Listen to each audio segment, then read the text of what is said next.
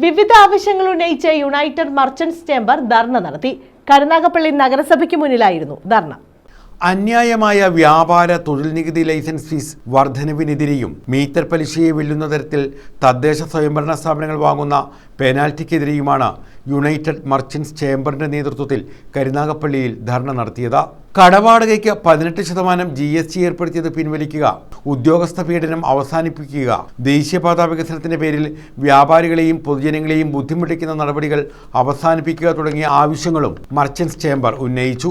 അതിന് കളങ്കവുമില്ലാത്ത തരത്തിൽ നമ്മൾ പ്രവർത്തിച്ചു പോവുകയാണ്. നമ്മൾ ക്ഷേമ പദ്ധതി കരുനാഗപ്പള്ളി യൂണിറ്റ് തുടങ്ങിയിട്ടുണ്ട്. ആ ക്ഷേമ പദ്ധതിയിൽ എല്ലാ ആൾക്കാരും അംഗങ്ങളായി ചേർന്നുകൊണ്ട് ആ പരിപാടി വ്യവസായികൾക്ക് വേണ്ടി വൻ വിജയപ്രദമാക്കണമെന്നോട് ഓർമ്മപ്പെടുത്തുകയാണ്. നഗരസഭയ്ക്ക് മുന്നിൽ നടത്തിയ ധർണ സംസ്ഥാന ട്രഷറർ നിജാം ബഷി ഉദ്ഘാടനം ചെയ്തു.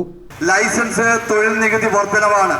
കഴിഞ്ഞ പ്രാവശ്യം 120 രൂപ ഉള്ളിടത്ത് ഇപ്പോൾ അതിന് 5 ഇരട്ടി 6 ഇരട്ടി വർധനവാണ് ഇന്ന് വന്നിട്ടുള്ളത്. അതുപോലെ തന്നെ കോർപ്പറേറ്റുകളുടെ തൊഴിൽ നികുതി വർദ്ധിപ്പിച്ചിട്ടുമില്ല.